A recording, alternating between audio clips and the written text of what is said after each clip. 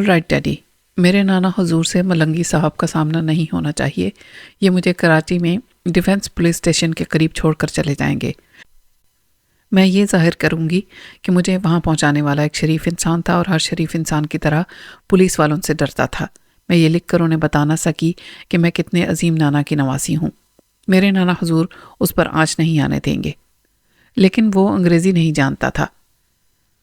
میں اردو اور سندھی نہیں جانتی ہوں، اس لیے لکھ کر اسے اطمینان نہ دلا سکی. شاباش بیٹی، ڈاکوں کی قید سے نکل کر اپنے نانا تک پہنچنے کی یہ رودات قابل یقین ہوگی. اب ہمیں یہاں سے نکل جانا چاہیے. ملازم کو گدا گاڑی سپر ہائی وے تک لانے کے لیے پہلے ہی روانہ کر دیا گیا. سچل نے اپنی اٹیچی جیپ سے لی.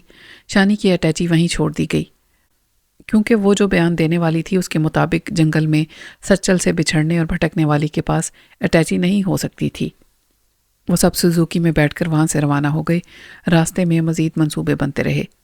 ایک لمبی ڈرائیو کے بعد وہ رات کے 2 بجے سپر ہائی وے تک پہنچ گئے. صداقت علی نے جیب سے کچھ رقم نکالتے ہوئے کہا، سچل تمہیں ٹریننگ سینٹر تک جانے کے لیے رقم کی ضرورت ہوگی. سچل نے اس کا ہاتھ تھام لیا.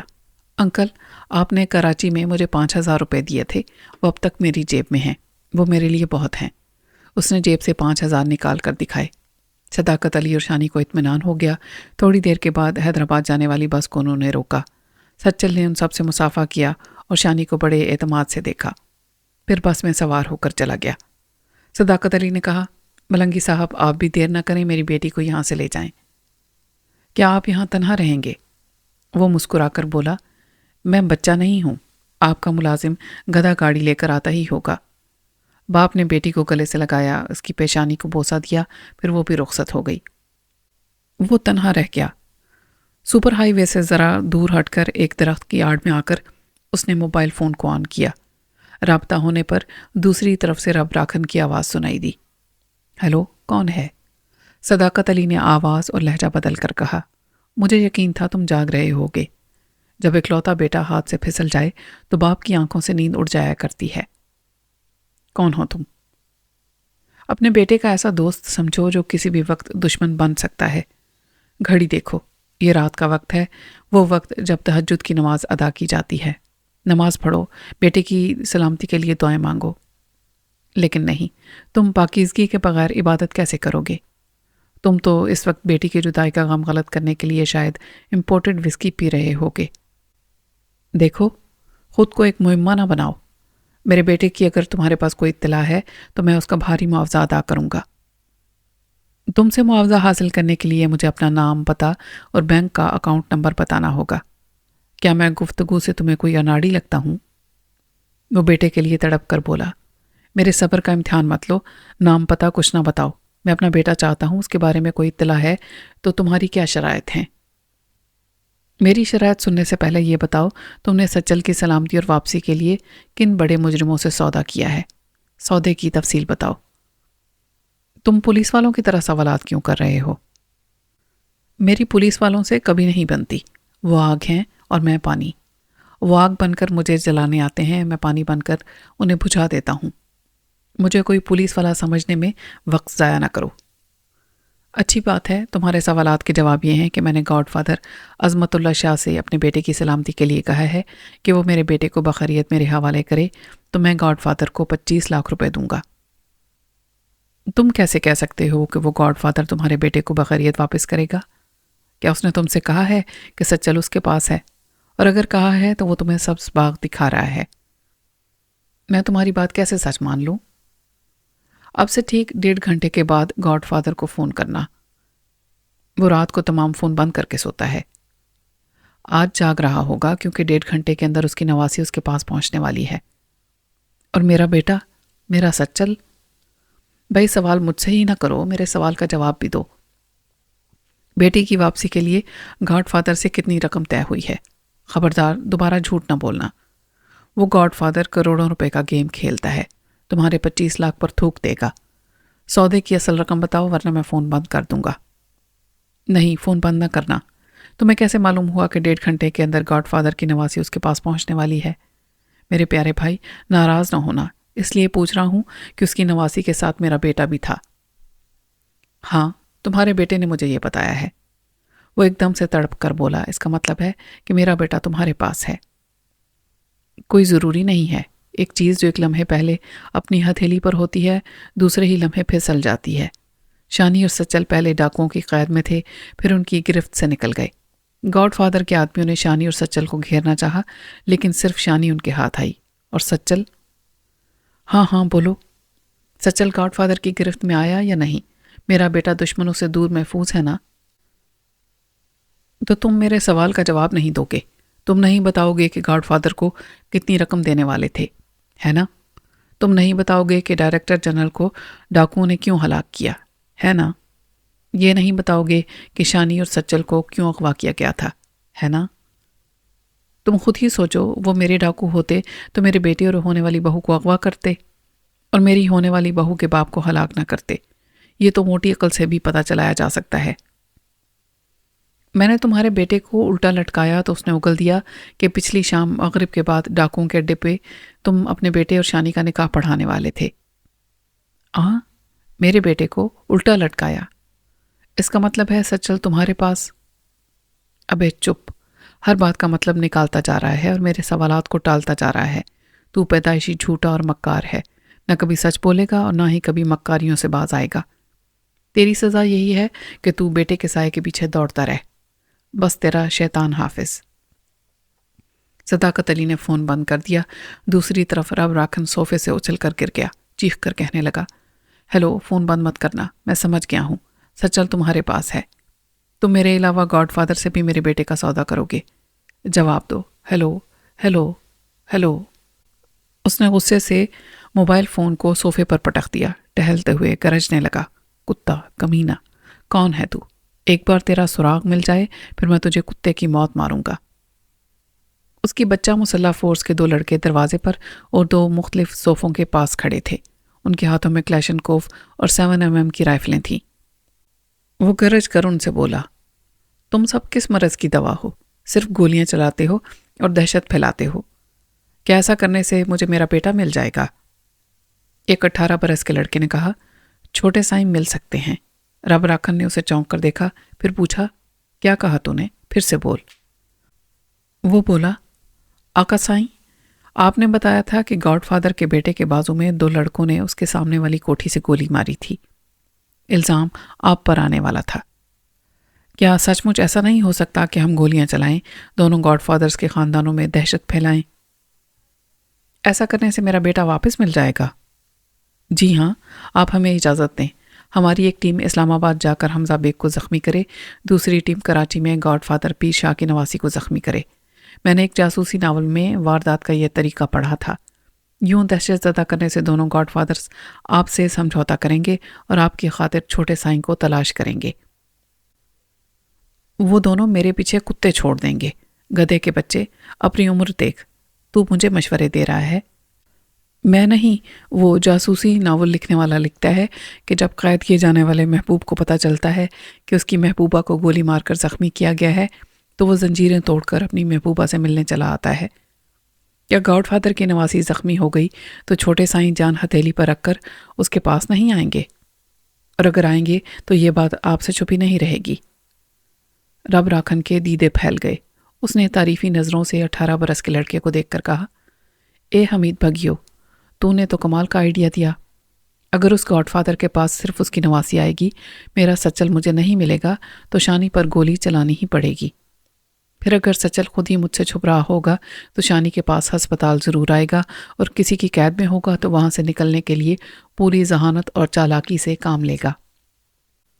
ارے واہ، حمید بھگیو، آج تو نے استاد کے سامنے استادی دکھا دی۔ اس نے بلند آواز سے پکارا، سراج، ارے او سراج، ادھر آ۔ سراج تمام بچہ فوج کی نگرانی کرتا تھا۔ وہ دوڑتا ہوا باہر سے آیا، پھر دونوں ہاتھ جوڑ کر بولا، سائیں آپ کا نوکر حاضر ہے۔ رب راکھن نے پوچھا، تمہاری نگرانی میں کتنے بچے ہیں؟ سائیں 155 ہیں۔ کل سے صبح و شام بچوں کو جاسوسی ناول پڑھایا کرو۔ سراج نے حیرانی سے پوچھا، کیا جاسوسی ناول؟ ہاں جاسوسی، کیا بہرا ہو گیا ہے؟ صبح ہوتے ہی شہر جا، وہاں جتنے جاسوسی ناول ہوں انہیں ایک ٹرک میں بھر کے لے کے آ۔ پھر وہ اپنی پیشانی پر ہاتھ مارتے ہوئے بولا، ہائے ہائے کتنی بڑی غلطی ہو گئی۔ سچل کو امریکہ بھیج کر ایک تو 20 کروڑ کا نقصان اٹھایا، پھر اس کے بچپن سے جوانی تک کے وقت کو برباد کیا۔ اگر اس حویلی میں سے بچپن سے جاسوسی ناول پڑھاتا رہتا تو وہ باغی بیٹا نہ ہوتا، بہرام ڈاکو بیٹا ہوتا۔ کبھی ہندوستان جاؤں گا تو پھولن دیوی سے پوچھوں گا اس نے کتنے ناول پڑھے ہیں۔ وہ پچھتانے کے انداز میں صوفے پر بیٹھ گیا، پھر یاد آیا 1.5 گھنٹہ گزر چکا ہے۔ اس نے موبائل فون اٹھا کر گاڈ فادر پیر عظمت اللہ شاہ سے رابطہ کیا۔ ادھر سے پوچھا گیا، کون ہے؟ میں ہوں آپ کا خادم۔ یہ بات درست نکلی کہ آج رات آپ تمام ٹیلی فون بند کر کے نہیں سوئیں گے۔ اس کا کیا مطلب ہوا؟ کیا کہنا چاہتے ہو؟ کیا آپ اپنی نواسی کی واپسی کی خوشخبری نہیں سنائیں گے؟ او ہاں، ہماری نواسی گھر آ گئی ہے۔ اور میرا بیٹا؟ تمہارا بیٹا جنگل میں اس سے بچھڑ گیا ہے۔ شانی نے لکھ کر ہمیں بتایا ہے کہ نامعلوم دشمنوں نے ان دونوں پر حملہ کیا تھا۔ یہ دونوں بھی تاریکی میں ادھر ادھر چھپتے ہوئے جوابی فائرنگ کرتے رہے۔ ایسی گولیوں کی بوچھاڑ میں ایک دوسرے سے بچھڑ گئے۔ شانی پھٹکتی ہوئی سپر ہائی وے پر آ گئی۔ ایک شریف آدمی نے اسے اپنی گاڑی میں بٹھا کر ڈیفنس پولیس اسٹیشن پہنچا دیا۔ بڑی دلچسپ کہانی ہے۔ انہیں تلاش کرنے آپ کے آدمی گئے تھے۔ اس کہانی میں وہ آدمی غائب ہو گئے اور نامعلوم دشمن حملہ کرنے آ گئے۔ میرے بیٹے کو جنگل میں گم کر دیا اور غائب کر دیا اور اپنی نواسی کو گھر لے آئے۔ یہ تم کیا بکواس کر رہے ہو؟ آپ نے مجھ سے 1,40,00,000 کا مطالبہ کیا۔ میں نے سوچنے کی مہلت مانگی، آپ نے مہلت دی، مگر صبح ہونے کا انتظار نہیں کیا۔ میرے بیٹے کو کسی خفیہ اڈے میں پہنچا دیا۔ میں کل 12 بجے دوپہر تک آپ کا مطالبہ پورا کر دوں گا۔ آپ بتائیں کیا میرا بیٹا بھی کل 12 بجے تک مل جائے گا؟ تم نے بے شک سودا طے کیا تھا، لیکن شانی اور سچل کے ملنے سے پہلے کیا تھا۔ ہمیں کیا معلوم تھا کہ صرف شانی ملے گی اور سچل کہیں لاپتہ ہو جائے گا؟ کیا یہ آپ کی آخری بات ہے کہ سچل آپ کے ہاتھ نہیں آیا؟ ہاں، یہ آخری بات ہے۔ ایک اور آخری بات، سچل لاپتہ ہو گیا یا لاپتہ کر دیا گیا؟ کیا بکواس کر رہے ہو؟ کیا ہم نے تمہارے بیٹے کی واپسی کا ٹھیکہ لیا تھا؟ نان سینس۔ گاڈ فادر نے فون بند کر دیا۔ رب راکھن نے اپنے خاموش ریسیور کو دیکھا، پھر زیر لب کہا، میرا آخری سوال ایسا کڑوا سچ تھا جسے گاڈ فادر برداشت نہیں کر پایا۔ یہ کمبخت مجھ سے بھی زیادہ مکار ہے، بڑی الجھی ہوئی چال چل رہا ہے، مجھ سے بڑی بھول ہوئی۔ وہ اجنبی میرے سچل کے بارے میں بہت کچھ کہنے والا تھا، لیکن میں نے اس کے سوالات کے جواب نہ دے کر اسے ناراض کر دیا۔ پتہ نہیں دوبارہ مجھ سے رابطہ کرے گا یا نہیں۔ اس نے کمرے میں موجود 4 بچوں کو دیکھا، پھر حمید بھکیوں سے کہا، میں تم سے بہت خوش ہوں۔ جاؤ اپنے 3 ایسے ساتھیوں کا انتخاب کرو جن سے تم بھرپور کام لے سکو۔ میں صبح بتاؤں گا کہ تمہاری ٹیم کن خطرات سے کھیلنے جائے گی۔ 18 برس کا مسلح حمید بھگیو ہاتھ جوڑ کر سر جھکا کر الٹے قدموں کمرے سے باہر چلا گیا۔ صداقت علی گدا گاڑی میں بیٹھ کر یوسف کوٹ کی طرف جا رہا تھا۔ رب راکھن سے فون پر گفتگو کیے ہوئے 2 گھنٹے گزر چکے تھے، اور جس قسم کی گفتگو ہوئی تھی اس کے نتیجے میں صداقت علی کا تجربہ کہتا تھا کہ رب راکھن اور گاڈ فادر کے درمیان تکرار ہوئی ہوگی۔ اس نے اپنے سوچے سمجھے منصوبے کے مطابق اس بار اپنے سسر سے رابطہ کیا۔ ادھر سے پوچھا گیا، ہیلو، کون ہے؟ صداقت علی نے سسر کی آواز پہچاننے کے باوجود کہا، میں کوئی بھی ہوں، صرف پیر عظمت اللہ شاہ سلطانی سے بات کروں گا۔ ہم پیر عظمت اللہ ہیں، بولو کیا بات ہے؟ سوری، میں سچل کے بارے میں کچھ اہم باتیں کروں گا، لیکن مجھے پیر عظمت اللہ شاہ کی مخصوص پہچان بتائی گئی تھی کہ وہ ریسیور اٹھاتے ہی بڑے تکبر سے کہتے ہیں، ہیلو، ہم بول رہے ہیں۔ تمہیں درست پہچان بتائی گئی ہے، ایسا ہم ہی بولا کرتے ہیں۔ اب کیوں نہیں بولتے؟ کیا غبارے سے ہوا نکل گئی؟ بکو مت، اگر تم سچل کا ذکر نہ کرتے تو ہم ابھی فون بند کر دیتے۔ آپ ناراض نہ ہوں، آپ کی آواز اور لہجے میں جو روب اور دبدبا ہے اس سے یقین ہو چلا ہے کہ آپ ہی پیر عظمت اللہ شاہ ہیں۔ اب کام کی بات یہ ہے کہ سچل ہمارے باس کے پاس ہے۔ کون ہے تمہارا باس؟ یہ کوئی نہیں جانتا، آج تک کسی نے اس کی صورت نہیں دیکھی اور نہ ہی اس کی آواز سنی ہے۔ وہ کمپیوٹر کے ذریعے ہم سے رابطہ کرتا ہے۔ گاڈ فادر سسر نے کہا، جرائم کی دنیا میں ہم سے کوئی چھوٹا بڑا دشمن چھپا ہوا نہیں۔ یہ انوکھا مجرم کہاں سے پیدا ہو گیا؟ صداقت علی نے کہا، کیا آپ کی اس بات کا جواب میرے سامنے کمپیوٹر اسکرین پر ابھر رہا ہے؟ اسکرین پر لکھا ہے، آپ ہمارے باس کو جانتے ہیں، لیکن یہ انوکھا انداز اختیار کرنے کے بعد آپ آئندہ کبھی اسے نہ جان سکیں گے، نہ کبھی اس کے سائے تک پہنچ سکیں گے۔ آنے والا وقت بتائے گا کہ ہم کس طرح دشمنوں کی شہرک تک پہنچ جاتے ہیں۔ فی الحال سچل کے بارے میں کیا کہنا چاہتے ہو؟ میں کیا کہوں گا، میرا باس کمپیوٹر اسکرین پر کہہ رہا ہے۔ آپ نے رب راکھن سے سچل کی بقریت واپسی کے سلسلے میں بہت کم رقم کا مطالبہ کیا ہے۔ اپنے باس سے کہو وہ زیادہ رقم وصول کرے اور سچل کو اس کے حوالے کرے۔ معاملہ صرف سچل کا نہیں، شانی کا بھی ہے۔ ہمارا باس شانی کو اپنی شریک حیات بنانا چاہتا ہے۔ جب وہ باس کے نکاح میں آ جائے گی تو سچل کو واپس کر دیا جائے گا۔ وہ غصے سے بولا، تمہارے باس کی کیا حیثیت ہے؟ ایک 2 کوڑی کا مجرم کمپیوٹر کا سہارا لے کر پر اسرار بن رہا ہے اور پیر شاہ سلطانی کے اعلی خاندان سے رشتہ جوڑنا چاہتا ہے۔ مجرم چھوٹا ہو یا بڑا ہو یا گاڈ فادر ہو، ہر حال میں مجرم ہے، اور کسی مجرم کا خاندان اعلیٰ نہیں ہوتا، اور پیر شاہ سلطانی کہلانے سے مجرم کے چہرے پر اولیاء اور پیروں جیسا نور نہیں پیدا ہو جاتا۔ آپ تو سچل کو اس شرط پر داماد بنانا چاہتے تھے کہ وہ جیل جا کر جرائم کی ڈگری لے کر آئے۔ ہمارے باس نے ڈگری حاصل کر رکھی ہے۔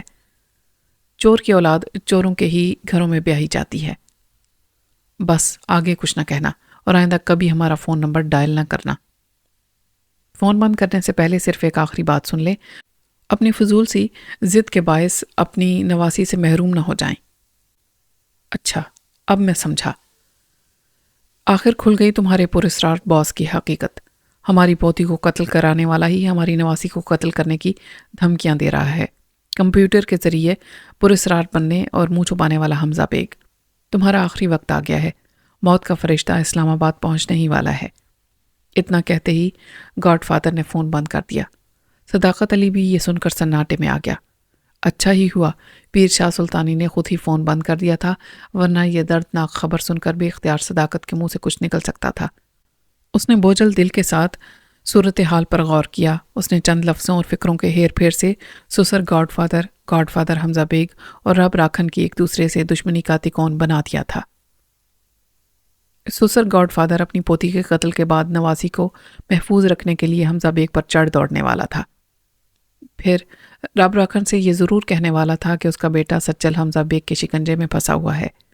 ایسے میں رب راکھن بھی حمزہ بیگ کو نقصان پہنچانے کی کوششیں شروع کر دیتا۔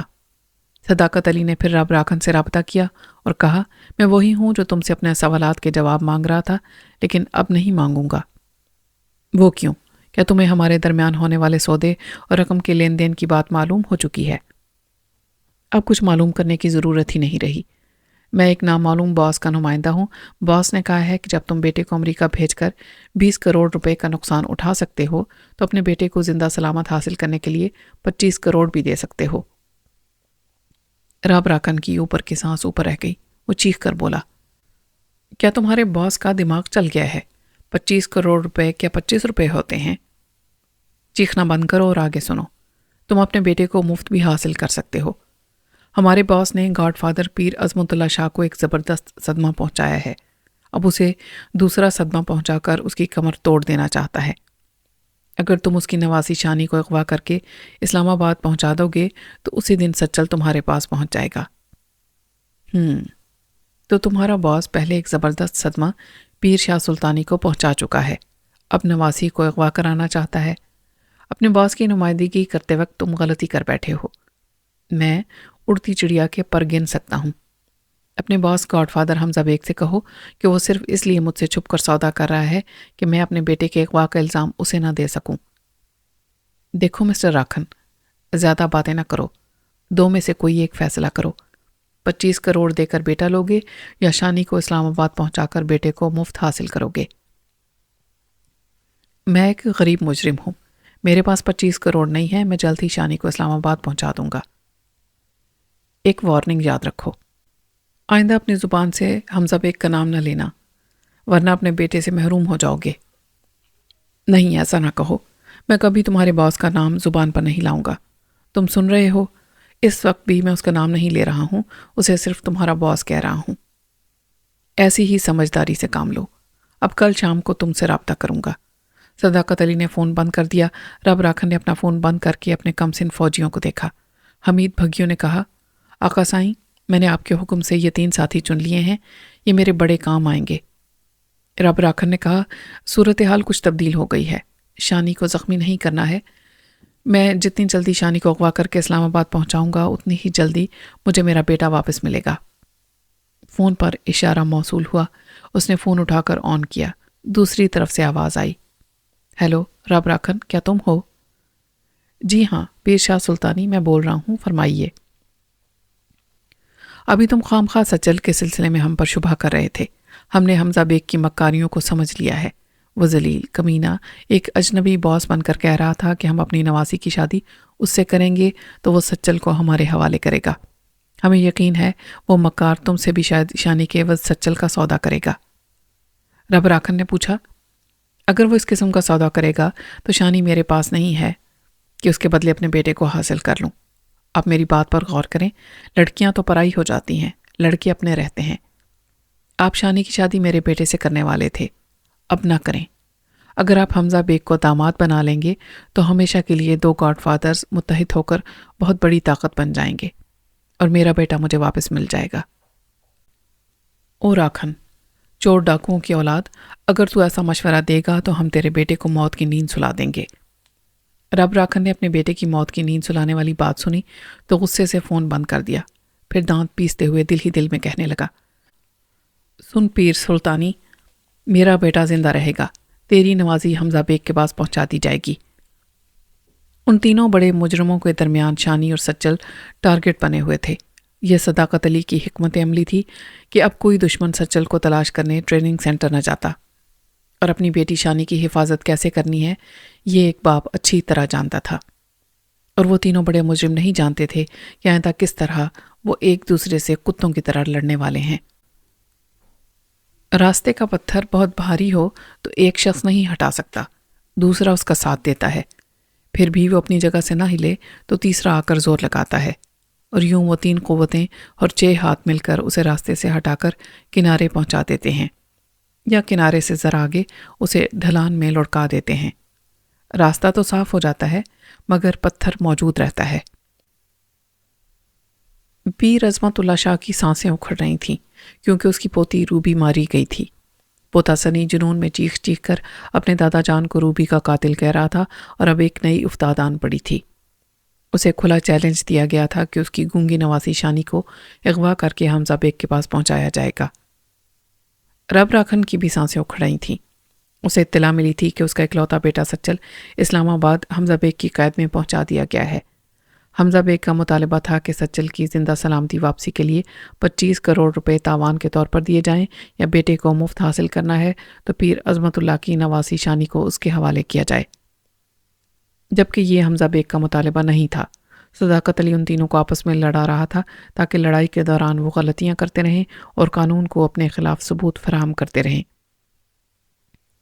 ان تمام چکروں میں حمزہ بیگ کو یہ نہیں معلوم تھا کہ ایک طرف سے پیر عظمت اللہ شاہ اور دوسری طرف سے سائیں رب راکھن اسے بہت ہی چال باز سمجھ رہے ہیں، کیونکہ وہ ایک کی نواسی کو اغوا کرانا چاہتا ہے اور دوسرے کے اکلوتے بیٹے کو قیدی رکھنا چاہتا ہے۔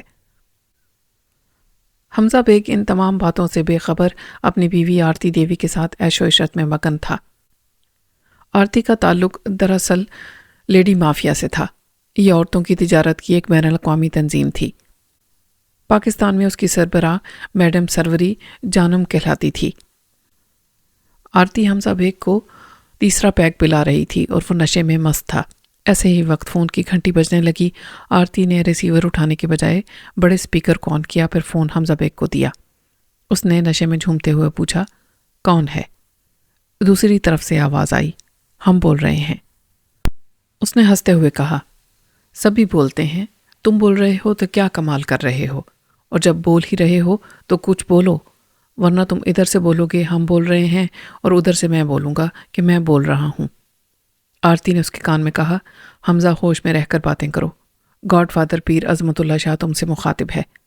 حمزہ بیگ نے کہا، اچھا تم ہو پیران پیر ابن پیر۔ اگر آرتی نہ بتاتی تو۔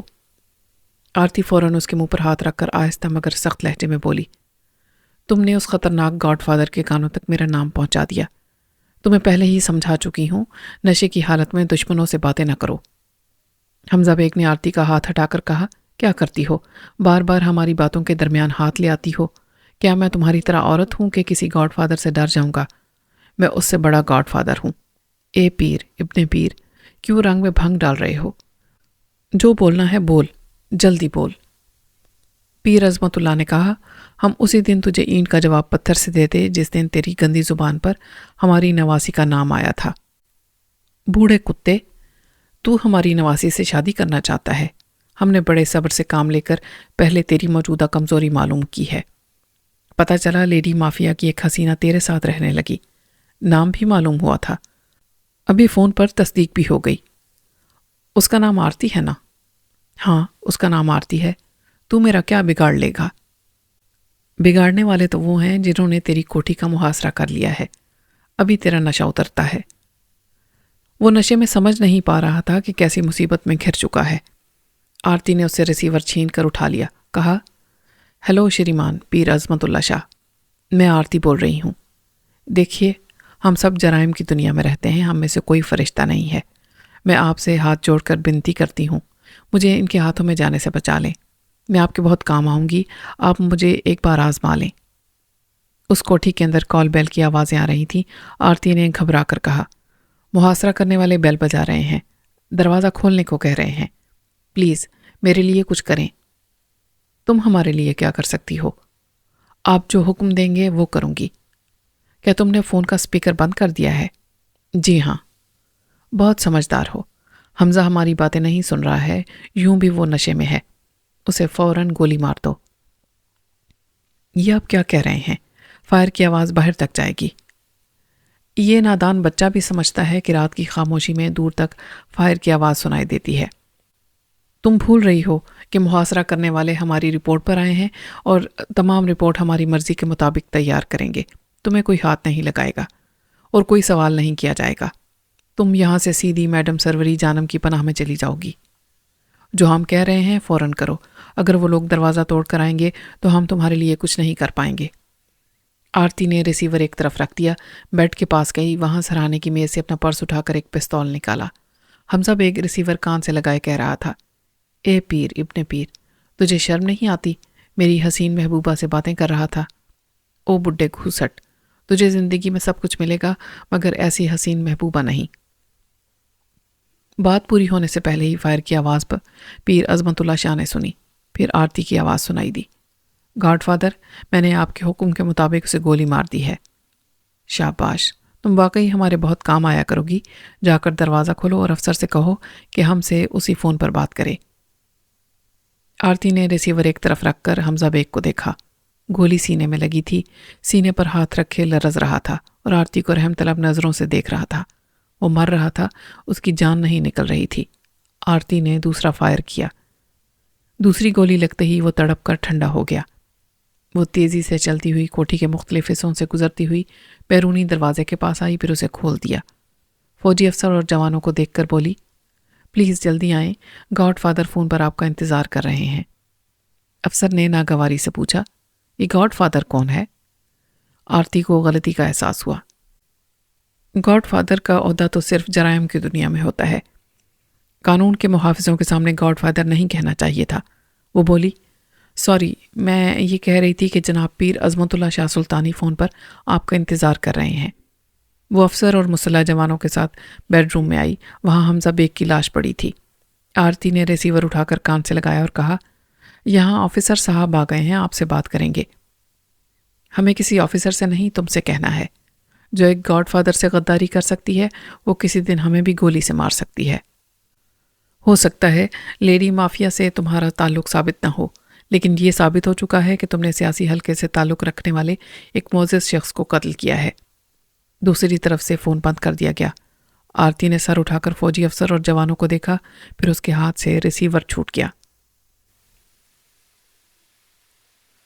سنی کو پہلے دن انیکسی میں رسیوں سے باندھ کر رکھا گیا تھا، منہ میں کپڑا ٹھونس کر اوپر سے ٹیپ لگا دیا گیا تھا تاکہ وہ کوئی آواز نہ نکال سکے۔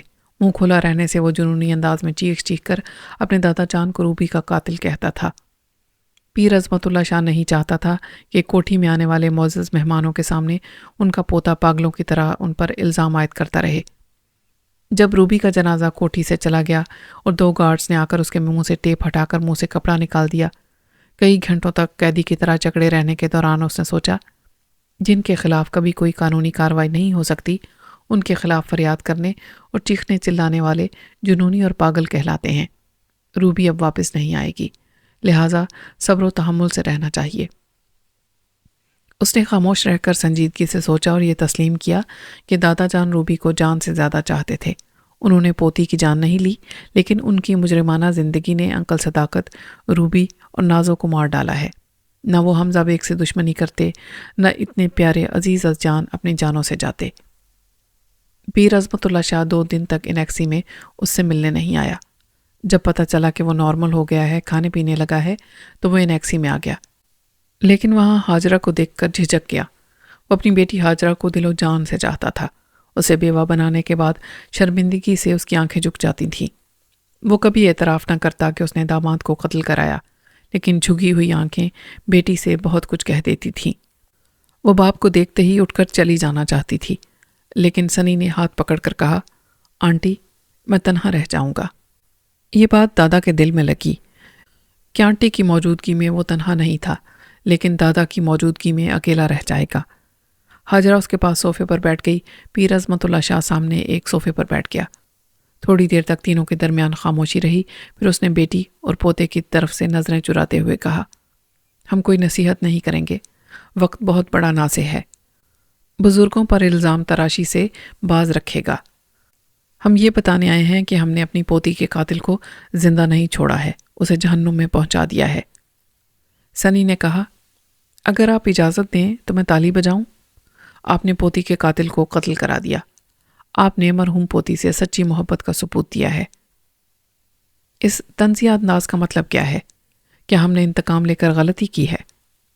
بالکل نہیں۔ اب حمزہ بیگ کے آدمی ہم میں سے کسی کو قتل کریں گے، پھر تالیاں بجائی جائیں گی۔ حمزہ بیگ جہنم میں پہنچ چکا ہے، اب اس کے نہ وفادار رہے ہیں نہ کرائے کے قاتل۔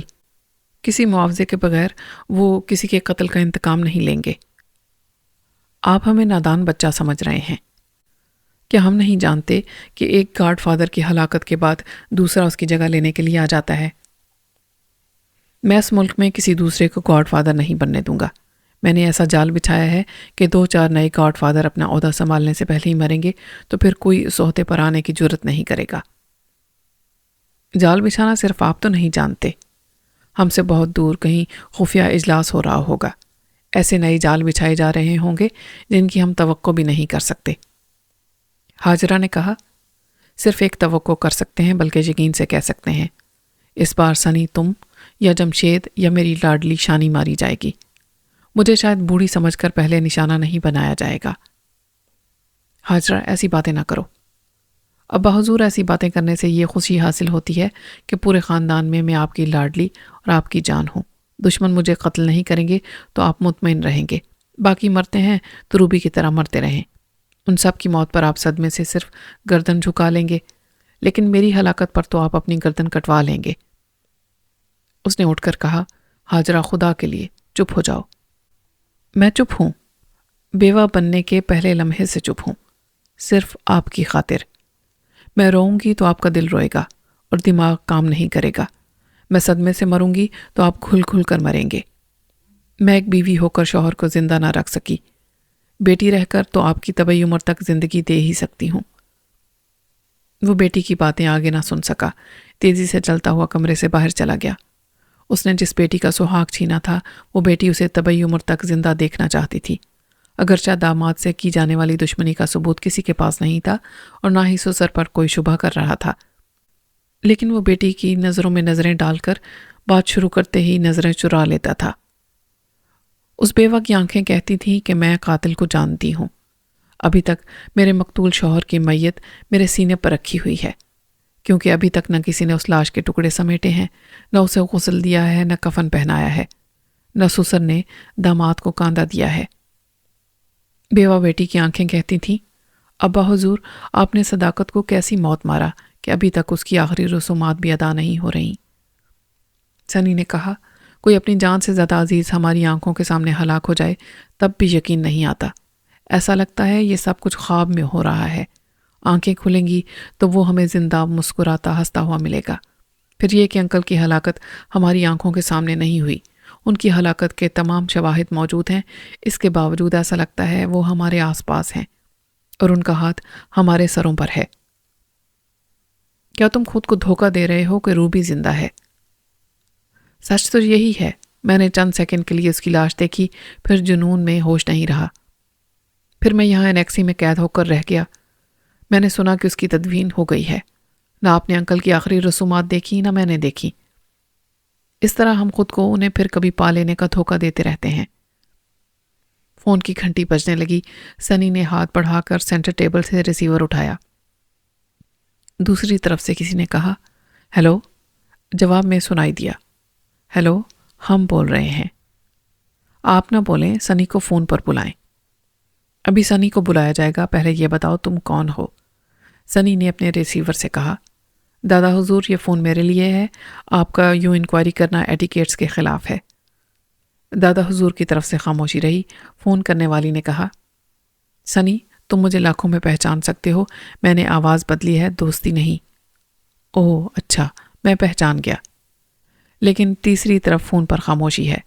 تمہارے دادا حضور نے ریسیور نہیں رکھا ہے۔ سنی نے ایک فون نمبر بتا کر کہا، یہ میری آنٹی کا موبائل فون نمبر ہے، اس پر بات کرو۔ یہ کہہ کر اس نے فون بند کر دیا۔ ہاجرہ کے فون پر اشارہ موصول ہو رہا تھا۔ سنی نے موبائل فون لے کر اسے آن کیا، پھر کہا، ہمارے درمیان اب کوئی تیسرا نہیں ہے۔ یہ تمہاری کون سی آنٹی کا موبائل فون ہے؟ یہ میری ہاجرہ پھوپھی ہیں، ابھی میرے پاس بیٹھی ہیں۔ او سنی، ہاجرہ پھوپھی کے ذکر سے دل پر گھونسے لگ رہے ہیں۔ صداقت انکل ہمارے انکل بھی تھے اور استاد بھی۔ یہ جرائم کے شہنشاہ کہلانے کے شوقین کیسی کیسی ہستیوں کو کھا گئے ہیں۔ ہماری سب سے بڑی بدقسمتی یہ ہے کہ ہم مجرموں کے خاندان میں پیدا ہوئے ہیں۔ بہرحال تم یہ بتاؤ کہ تم جہاں ہو خیریت سے ہونا، کوئی پریشانی ہو تو میں ابھی چلا آؤں۔ ایسی غلطی نہ کرنا، تمہارے پیچھے گرد چلے آئیں گے۔ میں بالکل ٹھیک ہوں، شاید تمہیں یہ سن کر افسوس ہوگا کہ میں دوبارہ جرائم کی دنیا میں آ گیا ہوں۔ یہ کیا کہہ رہے ہو؟ میں انکل، روبی اور نازو کی موت مرنا نہیں چاہتا۔ ایک شریف آدمی کی طرح چھپ کر زندگی گزاروں گا تو میری شرافت دشمنوں کو میری شہرت تک پہنچا دے گی۔ میں نے کئی برس جرائم کی دنیا میں رہ کر جو تجربات حاصل کیے ہیں ان سے اور اپنی ایم اے کی ڈگری سے فائدہ اٹھا رہا ہوں۔ کرپٹ وڈیروں، سرمایہ داروں اور سیاستدانوں کی کمزوریاں دستاویزی صورت میں حاصل کر رہا ہوں۔ جلد ہی دونوں گاڈ فادرز کے پیروں کے تلے سے زمین سرکا دوں گا۔ تمہیں یہ بتا دوں کہ دادا حضور نے روبی کا انتقام لے لیا ہے، حمزہ بیگ کو قتل کرا دیا ہے۔ میری نازو کا قاتل ابھی زندہ ہے۔ قتل کرائے کے ٹٹو کرتے ہیں مگر اشارہ بڑے لوگوں کا ہوتا ہے۔ تمہارے دادا کے حکم پر میری نازو کو قتل کیا گیا ہے۔ مجھے افسوس ہے، جلد ہی کسی دن میرے کرائے کے قاتل تمہارے دادا حضور کی چھٹی کر دیں گے۔ تھوڑی دیر پہلے میں اور ہاجرہ آنٹی اسی خون خرابے کے خلاف دادا حضور سے بحث کر رہے تھے۔ یہ خون تھم نہیں رہا ہے، انتقام کے جوش میں کبھی ادھر سے اور کبھی ادھر سے اچھلتا جا رہا ہے۔ اور میں یقین سے کہہ سکتا ہوں کہ تم لوگوں کی باتیں ان کی سمجھ میں نہیں آئی ہوں گی۔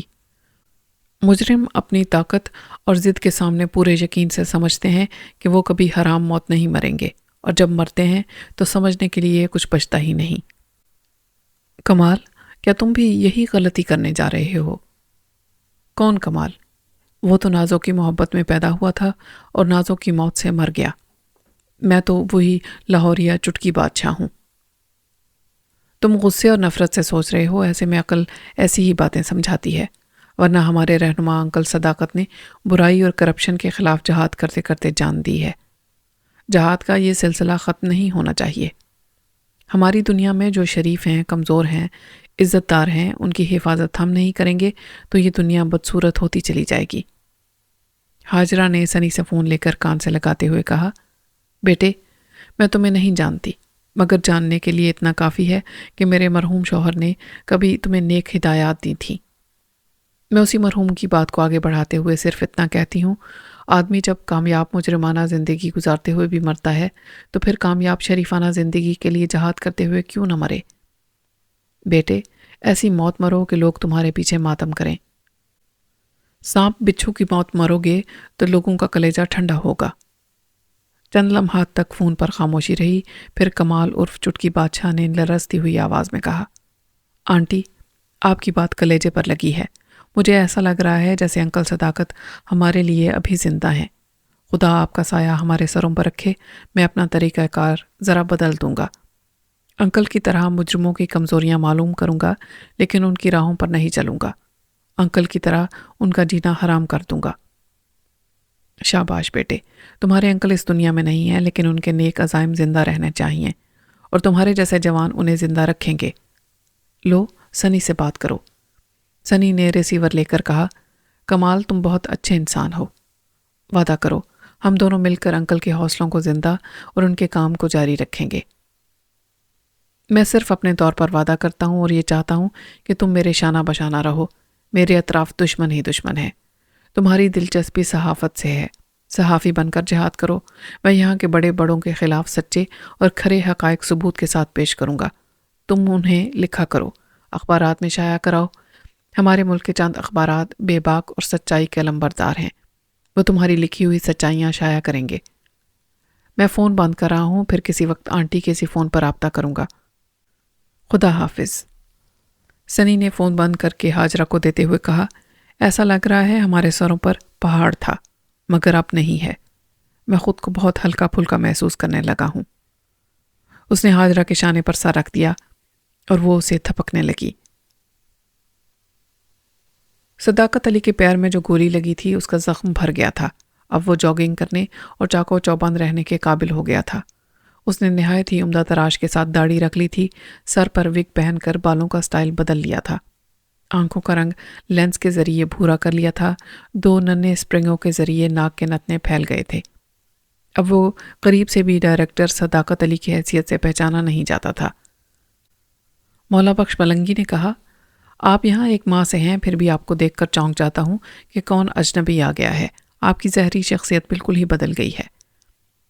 آپ نے اور زنینہ بھابی نے میرے لیے بڑی زحمتیں اٹھائی ہیں۔ آپ ہمیں اپنا سمجھیں گے تو ہم نے زحمتیں نہیں اٹھائی ہیں، ہم پر رحمتیں نازل ہوئی ہیں۔ اب آپ ہمیں چھوڑ کر جا رہے ہیں۔ کوئی دوسرا مہمان ہوتا تو اسے کچھ دن اور رکنے کو کہتے، لیکن آپ اہم فرائض کی ادائیگی کے لیے جا رہے ہیں۔ صداقت علی اپنے میزبان کے گلے لگ گیا، پھر رخصتی مصافحہ کیا۔ اس کا ماتحت سکندر سادے لباس میں ایک لینڈ کروزر میں انتظار کر رہا تھا۔ پچھلے ایک ماہ میں صداقت نے سکندر سے رابطہ کیا تھا اور آئندہ کے لیے لاہ عمل تیار کیا تھا، اور اس کے مطابق عمل ہو رہا تھا۔ صداقت علی کا جو نیا حلیہ تھا، اس کی کئی تصاویر اتاری گئی تھیں۔ اس کی ہلاکت کا یقین ہونے کے بعد سکندر بخت کو اسسٹنٹ ڈائریکٹر جنرل بنا دیا گیا تھا۔ اسے یہ عہدہ دینے سے پہلے نوکرشاہی کے بڑے بڑے افسران نے یہ یقین کر لیا تھا کہ وہ صداقت علی کی طرح ایماندار اور فرض شناس نہیں ہے، بلکہ لالچی اور رشوت خور ہے، اور اسے اے ڈی جی کا عہدہ دے کر ایک اہم مہرے کے طور پر استعمال کیا جا سکتا ہے۔